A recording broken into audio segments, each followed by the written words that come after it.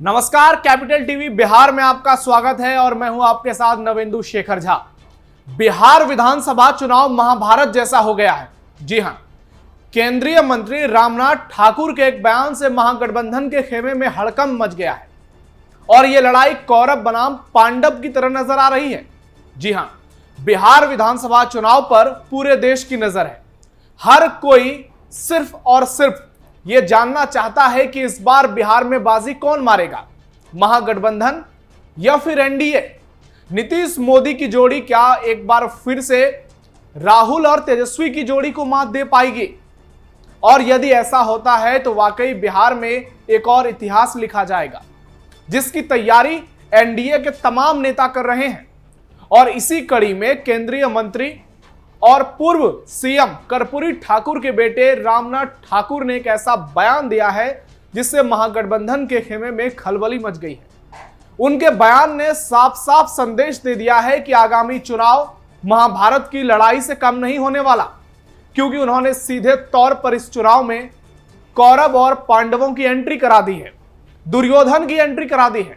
और रामनाथ ठाकुर के बयान ने चुनाव को बेहद दिलचस्प बना दिया है। आखिरकार उन्होंने ऐसा क्या कह दिया जो महागठबंधन के खेमे में हड़कंप मच गया?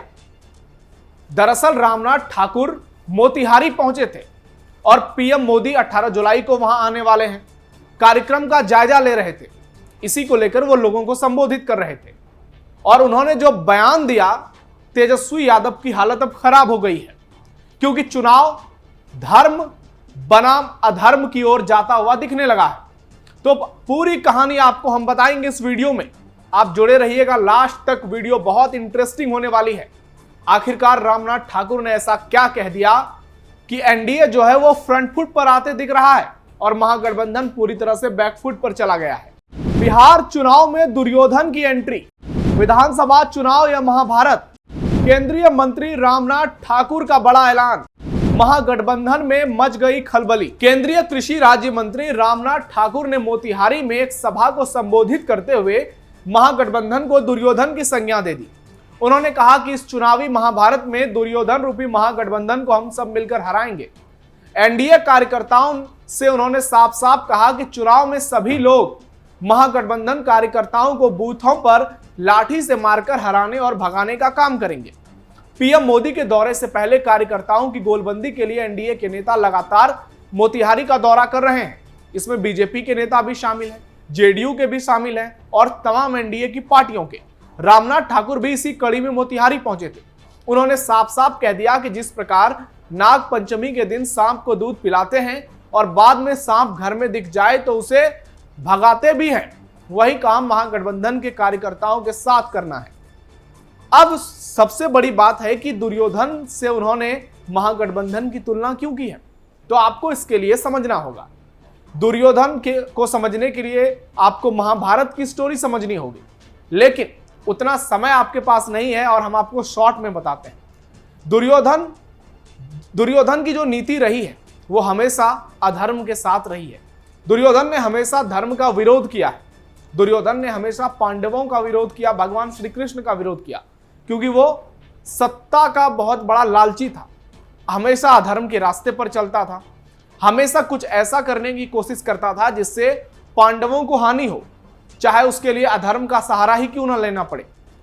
दुर्योधन ही वो शख्स था जिसके चलते महाभारत की इतनी बड़ी लड़ाई हुई जो 18 दिन तक चली थी। और आज फिर से दुर्योधन का मुद्दा बिहार चुनाव में गूंजने लगा है। यानी दुर्योधन, और आप दूसरी ओर खुद ही तय कर लीजिए कौन श्री कृष्ण है कौन अर्जुन है। रामनाथ ठाकुर के बयान चुनावी नजरिए से बहुत ज्यादा इंपॉर्टेंट है, क्योंकि रामनाथ ठाकुर साफ साफ कह रहे हैं कि महागठबंधन रूपी दुर्योधन को हराना है। यानी महागठबंधन जो दुर्योधन की राह पर चल रहा है उसे मात देनी है, क्योंकि महागठबंधन के नेताओं के ऐसे बयान सामने आते हैं जो साफ साफ बताता है कि वो दुर्योधन के रास्ते पर चल रहे हैं। विधानसभा की लड़ाई में कौरव कौन पांडव कौन, अब आपको समझाते हैं कि महागठबंधन की दुर्योधन से तुलना रामनाथ ठाकुर ने क्यों की है। क्योंकि महागठबंधन के नेताओं का जो बर्ताव है वो कौरव की सेना की तरह है, ऐसा रामनाथ ठाकुर का मानना है। चाहे बात वोटर लिस्ट रिवीजन को लेकर हो या फिर वक्फ बिल का विरोध करना हो, हिंदुत्व का विरोध करना हो या फिर भूरा बाल साफ करो का नारा लगाना हो, महागठबंधन के नेता अक्सर विवादित बयान देते रहते हैं। हाल के दिनों में तेजस्वी यादव ने किस तरह से सूत्र की तुलना मूत्र से कर दी थी, तो रामनाथ ठाकुर का कहने का यही मतलब है। महागठबंधन यानी तेजस्वी यादव, राहुल गांधी, लालू यादव अक्सर तुष्टीकरण की सियासत करते हैं, खुलकर हिंदुत्व का विरोध करते हैं, मुसलमानों का समर्थन करते हैं, हिंदू पर्व त्योहारों पर चुप्पी साध लेते हैं, यानी सीधे तौर पर हिंदुत्व से बगावत कर लेते हैं। दूसरी ओर एनडीए के नेता हैं जो खुलकर धर्म की बातें करते हैं, जो दुर्गा पूजा, दिवाली, दशहरा, छठ पूजा की बात डंके की चोट पर करते हैं, हिंदुत्व की सियासत की बात करते हैं। लेकिन महागठबंधन के नेता अक्सर ऐसे बयान देते हैं जिसे बिहार की जनता को लगता है कि ये जो है हिंदुत्व के खिलाफ बातें कर रहे हैं, यानी ये धर्म के खिलाफ बातें कर रहे हैं। और धर्म की खिलाफ बातें करने का मतलब आप साफ साफ समझ गए होंगे, यानी कौरवों की तरह बातें करना। हाल के दिनों में किस तरह से तेजस्वी यादव या फिर तमाम इंडी गठबंधन के नेता वक्फ कानून के खिलाफ जिस तरह से पटना में हुंकार भर रहे थे, उससे साफ साफ पता चलता है कि दुर्योधन की सोच कौन अपना रहा है, कौन अधर्म के रास्ते पर जा रहा है। अगर आप संसद के बनाए कानून को कूड़ेदान में फेंकने की बात करेंगे तो आपकी सोच और उसकी तुलना दुर्योधन से निश्चित तौर पर होगी, क्योंकि दुर्योधन भी किसी संविधान को नहीं मानता था, किसी नियम कानून को नहीं मानता था। अगर दुर्योधन ने भगवान श्री कृष्ण की बातों को माना होता और सिर्फ 5 गांव पांडवों को दे दिया होता तो महाभारत की इतनी भीषण 18 दिनों तक चलने वाली लड़ाई कभी ना हुई होती। लेकिन दुर्योधन, कहा जाता है कि दुर्योधन बहुत अहंकारी था और तेजस्वी यादव भी उसी राह पर चल रहे हैं। उनके बयान साफ साफ इस बात की ओर तस्दीक करते हैं कि तेजस्वी यादव को लग रहा है कि बिहार की जनता है इस बार वो महागठबंधन के साथ आएगी, जबकि जो सर्वे हैं और जो लोगों का रुझान है वो महागठबंधन के खिलाफ जाता हुआ दिख रहा है।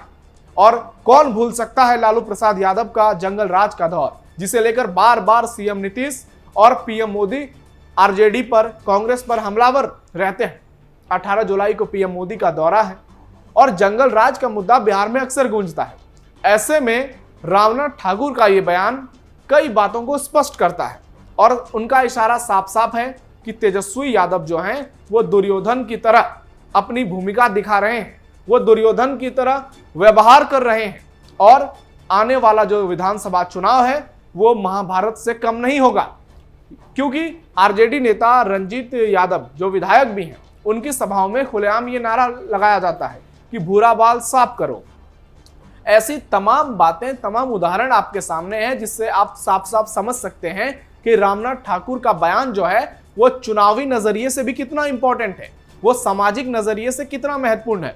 और अब जब चुनाव सिर पर है, 3 से 4 महीनों का वक्त केवल रह गया है, ऐसे में इस तरह के बयान जो हैं वो लोगों को गोलबंद करते हैं, लोगों में एक नैरेटिव बनाते हैं। और रामनाथ ठाकुर का ये बयान निश्चित तौर पर चुनाव बिहार में जो होने वाले हैं उससे पहले एक बड़ा नैरेटिव बिल्ड करेगा। मोदी के दौरे से पहले बयान से गरमाई सियासत। आपको बता दें कि 18 जुलाई को पीएम मोदी मोतिहारी पहुंचने वाले हैं और रामनाथ ठाकुर इसी कार्यक्रम का जायजा लेने मोतिहारी पहुंचे थे। पीएम मोदी एक मंच पर नीतीश कुमार के साथ होंगे, चिराग पासवान भी होंगे, जीतन राम मांझी भी होंगे, उपेंद्र कुशवाहा भी होंगे। यानी रामनाथ ठाकुर कह रहे हैं कि पांडव का पूरा ग्रुप एक मंच पर होगा जो धर्म की बात करेगा, जो विकास की बातें करेगा, जो बिहार को आगे ले जाने की बात करेगा। लेकिन दूसरी ओर होंगे महागठबंधन के नेता, उसमें तेजस्वी यादव, राहुल गांधी, जो अक्सर देश विरोधी बातें करते हैं। उनके कार्यकर्ता ऐसे नारे लगाते हैं जिसके बाद उन्हें कटघरे में खड़ा किया जाता है। तो इसी को लेकर रामनाथ ठाकुर ने जो बयान दिया है उसके मायने बहुत ज्यादा गंभीर हो जाते हैं। और पीएम मोदी 18 तारीख को जब मोतिहारी पहुंचेंगे, वहां से हजारों करोड़ की सौगात बिहार को देंगे। कहा जा रहा है कि 7,000 करोड़ से ज्यादा की परियोजनाओं के लोकार्पण और शिलान्यास का काम पीएम मोदी करेंगे। और बिहार की जनता को साफ मैसेज जाएगा कि पीएम मोदी और नीतीश कुमार की जो नीति है वो विकास पर टिकी है, वो बिहार को आगे ले जाने पर टिकी है।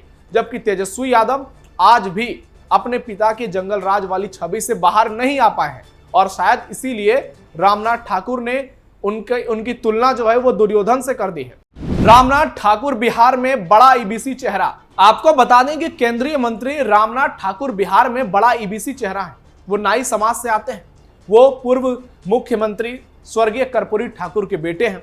इस लिहाज से भी उनकी जो बिहार में इज्जत है वो बहुत ज्यादा है, उनका प्रभाव बिहार के इलाकों में काफी ज्यादा है।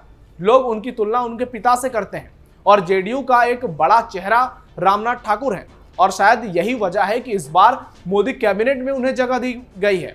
और जब भी पीएम मोदी बिहार दौरे पर आते हैं, रामनाथ ठाकुर अक्सर पीएम मोदी के साथ मंच साझा करते नजर आते हैं। ऐसे में रामनाथ ठाकुर का इतना बड़ा बयान, महाभारत और दुर्योधन की एंट्री होना चुनाव में, यह बताता है कि एनडीए किस तरह से महागठबंधन पर हमलावर है और तेजस्वी यादव के पास कोई मुद्दा नहीं है, ना ही उनके पास कोई विजन नजर आ रहा है। ऐसे में रामनाथ ठाकुर जो बात बार बार कह रहे हैं, जिसकी तस्दीक वो कर रहे हैं, वो बता रहा है कि एनडीए जो है वो बहुत ज्यादा शानदार तरीके से चुनाव लड़ने वाली है, वो पांडवों की नीति पर आगे चलने वाली है, वो धर्म की बातें करने वाली है और इसका एक बड़ा संदेश लोगों में जाएगा। बिहार में 30% से ज्यादा आईबीसी वोटर हैं और रामनाथ ठाकुर निश्चित तौर पर इसमें एक बड़ा प्रभाव डालने का काम करते हैं। कौन जीतेगा विधानसभा की लड़ाई? ऐसे में अब सवाल है कि आखिरकार महाभारत रूपी इस विधानसभा की लड़ाई कौन जीतेगा, यह तो वक्त बताएगा। लेकिन फिलहाल जो माहौल है, धर्म अधर्म की जो बातें हो रही है, वो शायद एनडीए को फ्रंट फुट पर लेकर आ रहा है। चाहे वोटर लिस्ट रिवीजन को लेकर बातें हो, वक्फ कानून को लेकर बात हो, पिछले दिनों ऑपरेशन सिंदूर भारत सरकार की अगुवाई में चलाया गया और पाकिस्तान को घुटनों पर लाया गया। ऐसे में एनडीए का खेमा जो है वो बहुत मजबूत नजर आ रहा है। दूसरी ओर तेजस्वी यादव के साथ एमवाई समीकरण है। हालांकि चुनाव में अभी समय है, तो ऐसे में वो कई मास्टर स्ट्रोक खेल सकते हैं, लोगों के पास अपना विजन लेके जा सकते हैं, कोई नया मास्टर स्ट्रोक चल सकते हैं। तो अभी जो सर्वेज आ रहे हैं, सोशल मीडिया पर लोगों के जो आकलन है, उसके हिसाब से तो महागठबंधन बैकफुट पर है। लेकिन अगर तेजस्वी यादव कुछ बड़ा योगदान दें, धर्म की बातें करने लगे, दुर्योधन का पद छोड़कर अर्जुन और भगवान श्री कृष्ण की राह पर उतर जाएं, तो निश्चित तौर पर यह चुनाव दिलचस्प हो सकता है और इसके नतीजे भी बहुत शानदार हो सकते हैं। तो इस खबर पर आपकी क्या राय है? रामनाथ ठाकुर के बयान पर आप क्या सोचते हैं? कमेंट बॉक्स में अपना फीडबैक जरूर दीजिएगा। ऐसी और भी दिलचस्प खबरों के लिए आप जुड़े रहिए कैपिटल टीवी बिहार के साथ। धन्यवाद।